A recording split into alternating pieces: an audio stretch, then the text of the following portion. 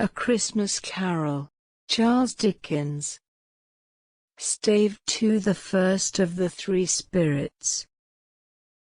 When Scrooge awoke, it was so dark that looking out of bed, he could scarcely distinguish the transparent window from the opaque walls of his chamber. He was endeavoring to pierce the darkness with his ferret eyes, when the chimes of a neighboring church struck the 4 quarters. So he listened for the hour. To his great astonishment, the heavy bell went on from 6 to 7, and from 7 to 8, and regularly up to 12, then stopped. 12. It was past 2 when he went to bed. The clock was wrong. An icicle must have got into the works. 12. He touched the spring of his repeater, to correct this most preposterous clock. Its rapid little pulse beat 12, and stopped. "Why, it isn't possible," said Scrooge, "that I can have slept through a whole day and far into another night. It isn't possible that anything has happened to the sun, and this is 12 at noon." The idea being an alarming one, he scrambled out of bed, and groped his way to the window. He was obliged to rub the frost off with the sleeve of his dressing gown before he could see anything, and could see very little then. All he could make out was that it was still very foggy and extremely cold, and that there was no noise of people running to and fro, and making a great stir, as there unquestionably would have been if night had beaten off bright day, and taken possession of the world. This was a great relief, because 3 days after sight of this first of exchange pay to Mr. Ebenezer Scrooge or his order, and so forth, would have become a mere United States security if there were no days to count by. Scrooge went to bed again, and thought, and thought, and thought it over and over and over, and could make nothing of it. The more he thought, the more perplexed he was, and the more he endeavored not to think, the more he thought. Marley's ghost bothered him exceedingly. Every time he resolved within himself, after mature inquiry, that it was all a dream, his mind flew back again, like a strong spring released, to its first position, and presented the same problem to be worked all through. Was it a dream or not? Scrooge lay in this state until the chimes had gone 3 quarters more, when he remembered, on a sudden, that the ghost had warned him of a visitation when the bell tolled 1. He resolved to lie awake until the hour was past, and, considering that he could no more go to sleep than go to heaven, this was perhaps the wisest resolution in his power. The quarter was so long, that he was more than once convinced he must have sunk into a doze unconsciously, and missed the clock. At length it broke upon his listening ear. Ding, dong. "A quarter past," said Scrooge, counting. Ding, dong. "Half past," said Scrooge. Ding, dong. "A quarter to it," said Scrooge. Ding, dong. "The hour itself," said Scrooge, triumphantly, "and nothing else." He spoke before the hour bell sounded, which it now did with a deep, dull, hollow, melancholy one. Light flashed up in the room upon the instant, and the curtains of his bed were drawn. The curtains of his bed were drawn aside, I tell you, by a hand. Not the curtains at his feet, nor the curtains at his back, but those to which his face was addressed. The curtains of his bed were drawn aside, and Scrooge, starting up into a half-recumbent attitude, found himself face to face with the unearthly visitor who drew them, as close to it as I am now to you, and I am standing in the spirit at your elbow. It was a strange figure, like a child, yet not so like a child as like an old man, viewed through some supernatural medium, which gave him the appearance of having receded from the view, and being diminished to a child's proportions. Its hair, which hung about its neck and down its back, was white as if with age, and yet the face had not a wrinkle in it, and the tenderest bloom was on the skin. The arms were very long and muscular, the hands the same, as if its hold were of uncommon strength. Its legs and feet, most delicately formed, were, like those upper members, bare. It wore a tunic of the purest white, and round its waist was bound a lustrous belt, the sheen of which was beautiful. It held a branch of fresh green holly in its hand, and, in singular contradiction of that wintry emblem, had its dress trimmed with summer flowers. But the strangest thing about it was, that from the crown of its head there sprung a bright clear jet of light, by which all this was visible, and which was doubtless the occasion of its using, in its duller moments, a great extinguisher for a cap, which it now held under its arm. Even this, though, when Scrooge looked at it with increasing steadiness, was not its strangest quality. For as its belt sparkled and glittered now in one part and now in another, and what was light one instant, at another time was dark, so the figure itself fluctuated in its distinctness, being now a thing with one arm, now with one leg, now with 20 legs, now a pair of legs without a head, now a head without a body, of which dissolving parts, no outline would be visible in the dense gloom wherein they melted away. And in the very wonder of this, it would be itself again, distinct and clear as ever. "Are you the spirit, sir, whose coming was foretold to me?" asked Scrooge. "I am." The voice was soft and gentle, singularly low, as if instead of being so close beside him, it were at a distance. "Who, and what you?" Scrooge demanded. "I am the ghost of Christmas past." "Long past?" inquired Scrooge, observant of its dwarfish stature. "No, your past." Perhaps Scrooge could not have told anybody why, if anybody could have asked him, but he had a special desire to see the spirit in his cap, and begged him to be covered. "What," exclaimed the ghost, "would you so soon put out, with worldly hands, the light I give?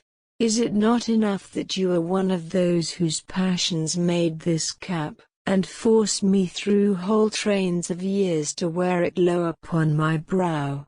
Scrooge reverently disclaimed all intention to offend, or any knowledge of having wilfully bonneted the spirit at any period of his life.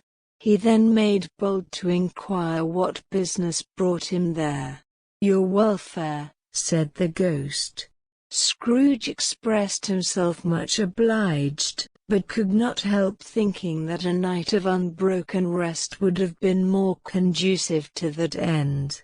The spirit must have heard him thinking, for it said immediately, "Your reclamation, then. Take heed." It put out its strong hand as it spoke, and clasped him gently by the arm.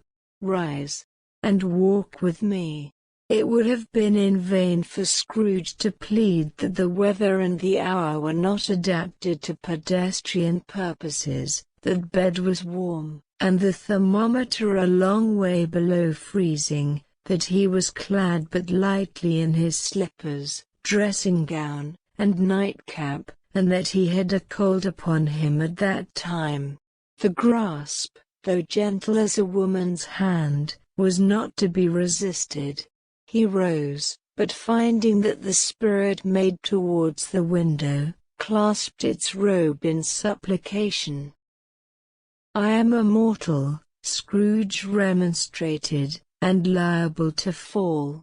Bear but a touch of my hand there," said the spirit, laying it upon his heart, "and you shall be upheld in more than this." As the words were spoken, they passed through the wall, and stood upon an open country road, with fields on either hand. The city had entirely vanished. Not a vestige of it was to be seen. The darkness and the mist had vanished with it, for it was a clear, cold, winter day, with snow upon the ground. "Good heaven," said Scrooge, clasping his hands together, as he looked about him. "I was bred in this place. I was a boy here." The spirit gazed upon him mildly. Its gentle touch, though it had been light and instantaneous, appeared still present to the old man's sense of feeling. He was conscious of 1,000 odors floating in the air, each one connected with 1,000 thoughts, and hopes, and joys, and cares long, long forgotten. "Your lip is trembling," said the ghost. "And what is that upon your cheek?" Scrooge muttered, with an unusual catching in his voice, that it was a pimple, and begged the ghost to lead him where he would. "You recollect the way?" inquired the spirit. "Remember it," cried Scrooge with fervor. "I could walk it blindfold. Strange to have forgotten it for so many years," observed the ghost. "Let us go on." They walked along the road, Scrooge recognizing every gate, and post, and tree, until a little market town appeared in the distance, with its bridge, its church, and winding river. Some shaggy ponies now were seen trotting towards them with boys upon their backs, who called to other boys in country gigs and carts, driven by farmers. All these boys were in great spirits, and shouted to each other, until the broad fields were so full of merry music, that the crisp air laughed to hear it. "These are but shadows of the things that have been," said the ghost. "They have no consciousness of us." The jocund travelers came on, and as they came, Scrooge knew and named them every one. Why was he rejoiced beyond all bounds to see them? Why did his cold eye glisten, and his heart leap up as they went past? Why was he filled with gladness when he heard them give each other Merry Christmas, as they parted at crossroads and byways, for their several homes? What was Merry Christmas to Scrooge? Out upon Merry Christmas! What good had it ever done to him? "The school is not quite deserted," said the ghost. "A solitary child, neglected by his friends, is left there still." Scrooge said he knew it. And he sobbed. They left the highroad, by a well-remembered lane, and soon approached a mansion of dull red brick, with a little weathercock-surmounted cupola on the roof, and a bell hanging in it. It was a large house, but one of broken fortunes, for the spacious offices were little used. Their walls were damp and mossy, their windows broken, and their gates decayed. Fowls clucked and strutted in the stables, and the coach-houses and sheds were overrun with grass.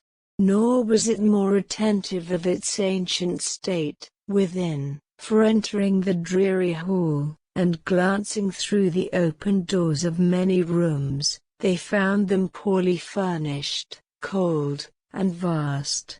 There was an earthy savor in the air, a chilly bareness in the place, which associated itself somehow with too much getting up by candlelight, and not too much to eat.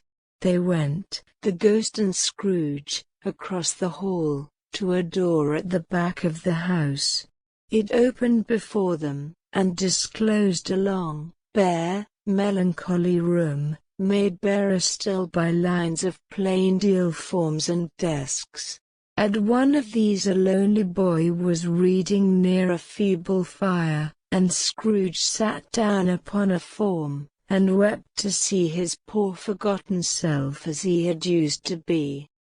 Not a latent echo in the house, not a squeak and scuffle from the mice behind the paneling, not a drip from the half-thawed water spout in the dull yard behind, not a sigh among the leafless boughs of one despondent poplar, not the idle swinging of an empty storehouse door, no, not a clicking in the fire, but fell upon the heart of Scrooge with softening influence, and gave a freer passage to his tears.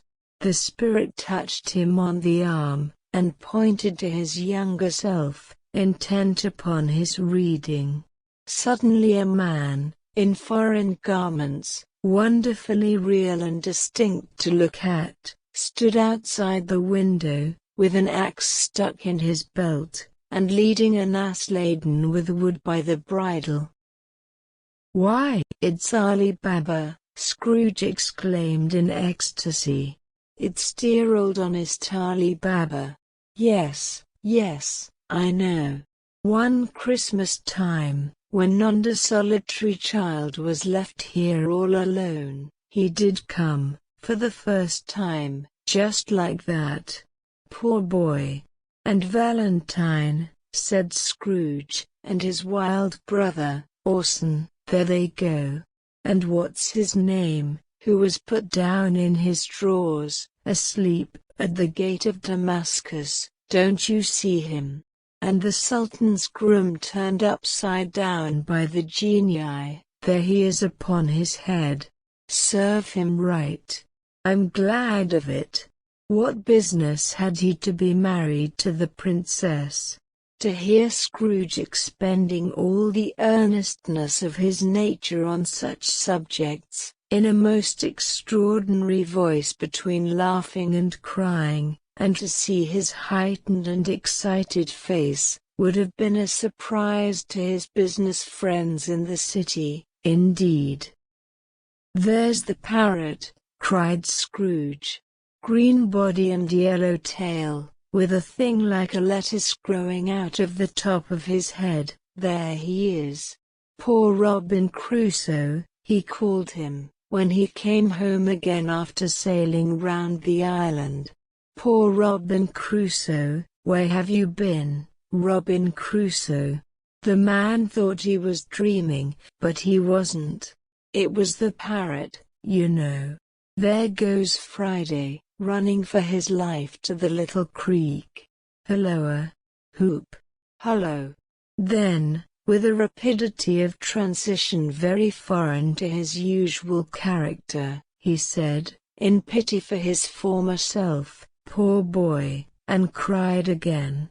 "I wish," Scrooge muttered, putting his hand in his pocket, and looking about him, after drying his eyes with his cuff, "but it's too late now." "What is the matter?" asked the spirit. "Nothing," said Scrooge. "Nothing. There was a boy singing a Christmas carol at my door last night. I should like to have given him something, that's all." The ghost smiled thoughtfully, and waved its hand, saying as it did so, "Let us see another Christmas."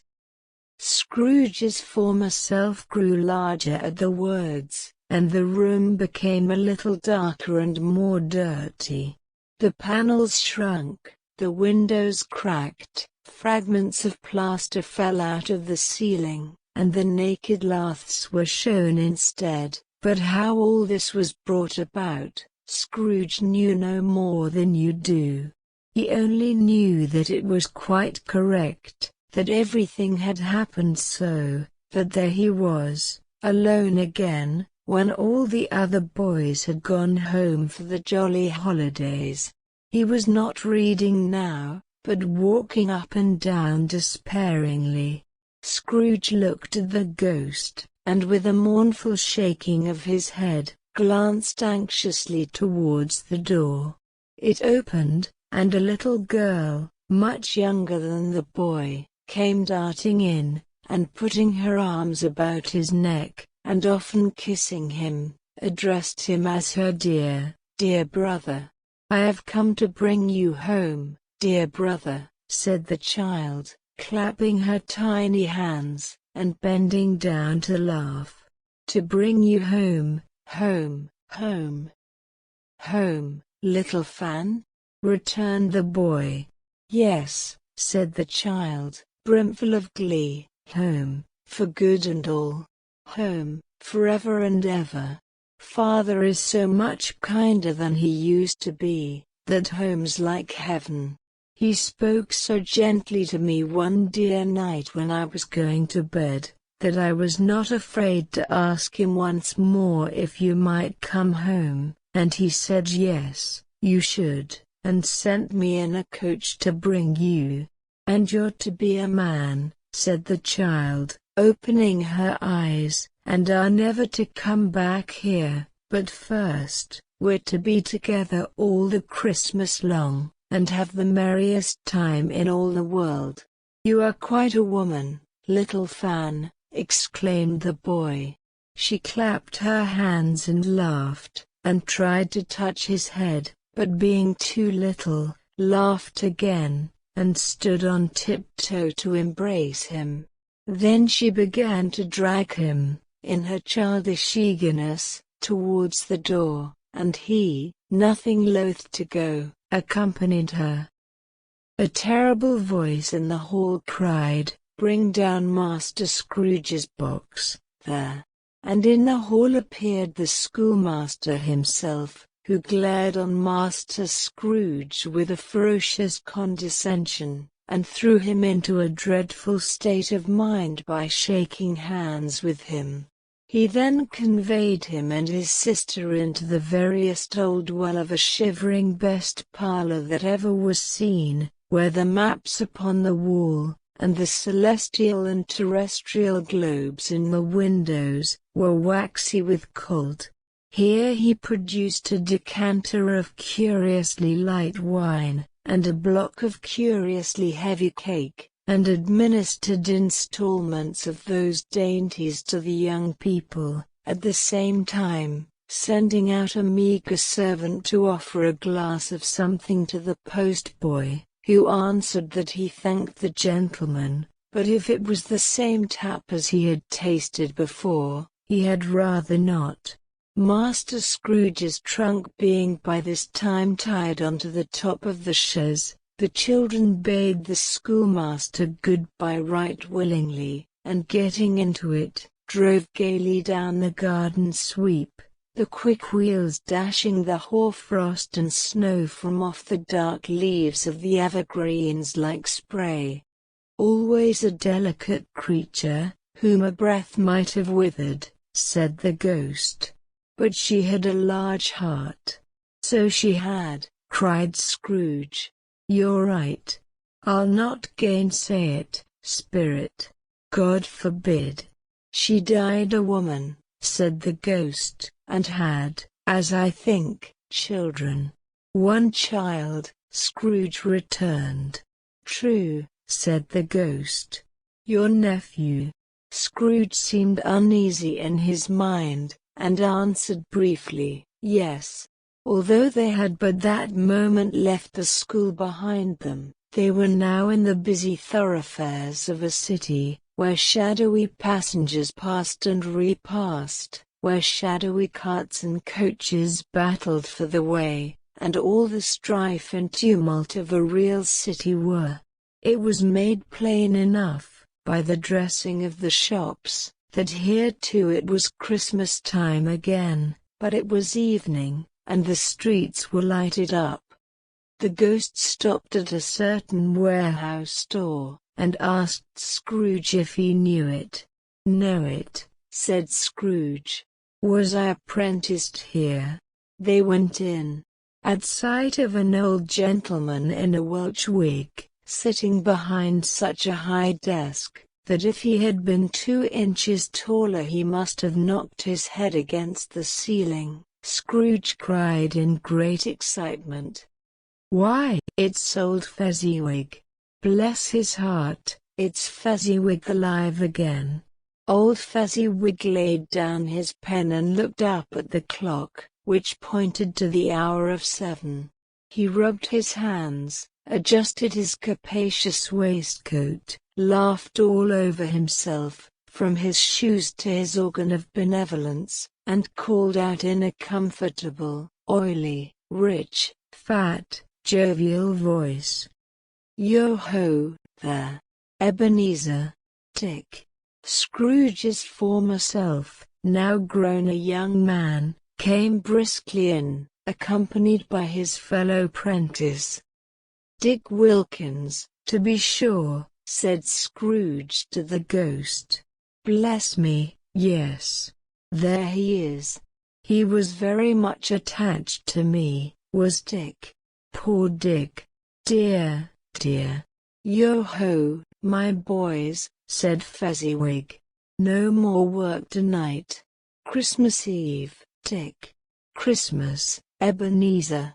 Let's have the shutters up," cried old Fezziwig, with a sharp clap of his hands, "before a man can say, 'Jack Robinson.' You wouldn't believe how those 2 fellows went at it. They charged into the street with the shutters, 1, 2, 3, had 'em up in their places, 4, 5, 6, barred 'em and pinned 'em, 7, 8, 9, and came back before you could have got to 12, panting like race horses. Hilly-ho!" cried old Fezziwig, skipping down from the high desk, with wonderful agility. "Clear away, my lads, and let's have lots of room here. Hilly-ho, Dick. Chirrup, Ebenezer. Clear away." There was nothing they wouldn't have cleared away, or couldn't have cleared away, with old Fezziwig looking on. It was done in a minute. Every movable was packed off, as if it were dismissed from public life forevermore. The floor was swept and watered, the lamps were trimmed, fuel was heaped upon the fire, and the warehouse was as snug, and warm, and dry, and bright a ballroom, as you would desire to see upon a winter's night. In came a fiddler with a music book, and went up to the lofty desk, and made an orchestra of it, and tuned like 50 stomach aches. In came Mrs. Fezziwig, one vast substantial smile. In came the 3 Miss Fezziwigs, beaming and lovable. In came the 6 young followers whose hearts they broke. In came all the young men and women employed in the business. In came the housemaid, with her cousin, the baker. In came the cook, with her brother's particular friend, the milkman. In came the boy from over the way, who was suspected of not having board enough from his master, trying to hide himself behind the girl from next door but one, who was proved to have had her ears pulled by her mistress. In they all came, one after another, some shyly, some boldly, some gracefully, some awkwardly, some pushing, some pulling. In they all came, anyhow and everyhow. Away they all went, 20 couple at once, hands half round and back again the other way, down the middle and up again, round and round in various stages of affectionate grouping, old top couple always turning up in the wrong place, new top couple starting off again, as soon as they got there, all top couples at last, and not a bottom one to help them. When this result was brought about, old Fezziwig, clapping his hands to stop the dance, cried out, "Well done! and the fiddler plunged his hot face into a pot of porter, especially provided for that purpose. But scorning rest upon his reappearance, he instantly began again, though there were no dancers yet, as if the other fiddler had been carried home, exhausted, on a shutter, and he were a brand new man resolved to beat him out of sight, or perish. There were more dances, and there were forfeits, and more dances, and there was cake, and there was negus, and there was a great piece of cold roast, and there was a great piece of cold boiled, and there were mince pies, and plenty of beer. But the great effect of the evening came after the roast and boiled, when the fiddler, an artful dog, mind, the sort of man who knew his business better than you or I could have told it him, struck up Sir Roger de Coverley. Then old Fezziwig stood out to dance with Mrs. Fezziwig. Top couple too, with a good stiff piece of work cut out for them, 3 or 24 pair of partners, people who were not to be trifled with, people who would dance, and had no notion of walking. But if they had been twice as many, 4 times, old Fezziwig would have been a match for them, and so would Mrs. Fezziwig. As to her, she was worthy to be his partner in every sense of the term. If that's not high praise, tell me higher, and I'll use it. A positive light appeared to issue from Fezziwig's calves. They shone in every part of the dance like moons. You couldn't have predicted, at any given time, what would become of them next. And when old Fezziwig and Mrs. Fezziwig had gone all through the dance, advance and retire, hold hands with your partner, bow and curtsy, corkscrew, thread the needle, and back again to your place, Fezziwig cut so deftly, that he appeared to wink with his legs, and came upon his feet again without a stagger. When the clock struck 11, this domestic ball broke up. Mr. and Mrs. Fezziwig took their stations, one on either side the door, and shaking hands with every person individually as he or she went out, wished him or her a Merry Christmas. When everybody had retired but the 2 prentices, they did the same to them, and thus the cheerful voices died away, and the lads were left to their beds, which were under a counter in the back shop. During the whole of this time, Scrooge had acted like a man out of his wits. His heart and soul were in the scene, and with his former self. He corroborated everything, remembered everything, enjoyed everything, and underwent the strangest agitation. It was not until now, when the bright faces of his former self and Dick were turned from them, that he remembered the ghost, and became conscious that it was looking full upon him, while the light upon its head burned very clear. "A small matter," said the ghost, "to make these silly folks so full of gratitude." "Small," echoed Scrooge. The spirit signed to him to listen to the 2 apprentices, who were pouring out their hearts in praise of Fezziwig, and when he had done so, said, "Why, is it not?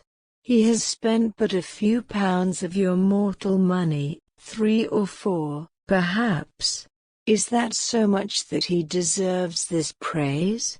"It isn't that," said Scrooge, heated by the remark, and speaking unconsciously like his former, not his latter, self. "It isn't that, Spirit. He has the power to render us happy or unhappy, to make our service light or burdensome, a pleasure or a toil. Say that his power lies in words and looks, in things so slight and insignificant that it is impossible to add and count him up. What then? The happiness he gives is quite as great as if it cost a fortune." He felt the spirit's glance, and stopped. "What is the matter?" asked the ghost. "Nothing particular," said Scrooge. "Something, I think?" the ghost insisted. "No," said Scrooge, "no. I should like to be able to say a word or two to my clerk just now. That's all." His former self turned down the lamps as he gave utterance to the wish, and Scrooge and the ghost again stood side by side in the open air. "My time grows short," observed the spirit. "Quick." This was not addressed to Scrooge, or to anyone whom he could see, but it produced an immediate effect. For again Scrooge saw himself. He was older now, a man in the prime of life. His face had not the harsh and rigid lines of later years, but it had begun to wear the signs of care and avarice. There was an eager, greedy, restless motion in the eye, which showed the passion that had taken root, and where the shadow of the growing tree would fall.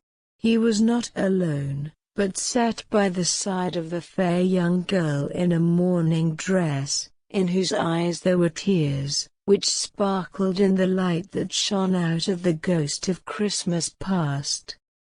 "It matters little," she said, softly. "To you, very little.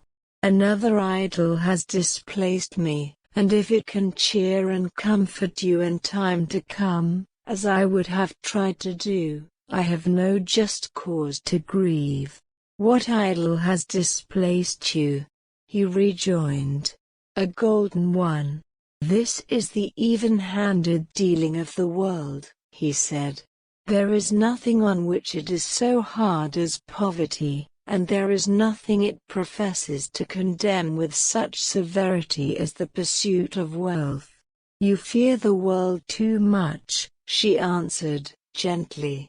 "All your other hopes have merged into the hope of being beyond the chance of its sordid reproach. I have seen your nobler aspirations fall off one by one, until the master passion, gain, engrosses you. Have I not?" "What then?" he retorted. "Even if I have grown so much wiser, what then? I am not changed towards you." She shook her head. "Am I? Our contract is an old one. It was made when we were both poor and content to be so, until, in good season, we could improve our worldly fortune by our patient industry. You are changed. When it was made, you were another man." "I was a boy," he said impatiently. "Your own feeling tells you that you are not what you are," she returned. "I am. That which promised happiness when we were one in heart, is fraught with misery now that we are two. How often and how keenly I have thought of this, I will not say. It is enough that I have thought of it, and can release you." "Have I ever sought release? In words?" "No. Never." "In what, then?" "In a changed nature, in an altered spirit, in another atmosphere of life, another hope as its great end. In everything that made my love of any worth or value in your sight. If this had never been between us," said the girl, looking mildly, but with steadiness, upon him, "tell me, would you seek me out and try to win me now?" No. He seemed to yield to the justice of this supposition, in spite of himself. But he said, with a struggle, "You think not?" "I would gladly think otherwise if I could," she answered. "Heaven knows. When I have learned a truth like this, I know how strong and irresistible it must be. But if you were free today, tomorrow, yesterday. Can even I believe that you would choose a dowerless girl, you who, in your very confidence with her, weigh everything by gain, or, choosing her, if for a moment you were false enough to your one guiding principle to do so, do I not know that your repentance and regret would surely follow?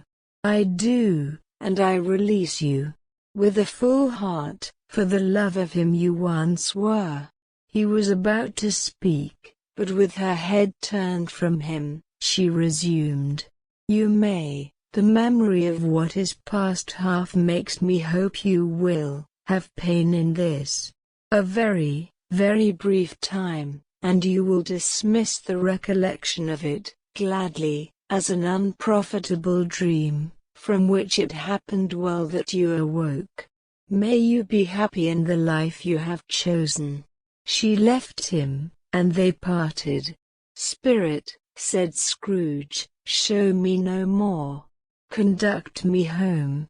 Why do you delight to torture me? One shadow more, exclaimed the ghost. No more, cried Scrooge. No more. I don't wish to see it. Show me no more. But the relentless ghost pinioned him in both his arms, and forced him to observe what happened next. They were in another scene and place, a room, not very large or handsome, but full of comfort. Near to the winter fire sat a beautiful young girl, so like the last that Scrooge believed it was the same, until he saw her, now a comely matron, sitting opposite her daughter. The noise in this room was perfectly tumultuous, for there were more children there than Scrooge in his agitated state of mind could count, and, unlike the celebrated herd in the poem, they were not 40 children conducting themselves like one, but every child was conducting itself like 40. The consequences were uproarious beyond belief, but no one seemed to care. On the contrary, the mother and daughter laughed heartily, and enjoyed it very much, and the latter, soon beginning to mingle in the sports, got pillaged by the young brigands most ruthlessly. What would I not have given to be one of them? Though I never could have been so rude, no, no. I wouldn't for the wealth of all the world have crushed that braided hair, and torn it down, and for the precious little shoe, I wouldn't have plucked it off, God bless my soul, to save my life. As to measuring her waist in sport, as they did, bold young brood, I couldn't have done it. I should have expected my arm to have grown round it for a punishment, and never come straight again. And yet I should have dearly liked, I own, to have touched her lips, to have questioned her, that she might have opened them, to have looked upon the lashes of her downcast eyes, and never raised a blush, to have let loose waves of hair, an inch of which would be a keepsake beyond price. In short, I should have liked, I do confess, to have had the lightest license of a child, and yet been man enough to know its value. But now a knocking at the door was heard, and such a rush immediately ensued that she with laughing face and plundered dress was borne towards it, the center of a flushed and boisterous group, just in time to greet the father, who came home attended by a man laden with Christmas toys and presents. Then the shouting and the struggling, and the onslaught that was made on the defenseless porter.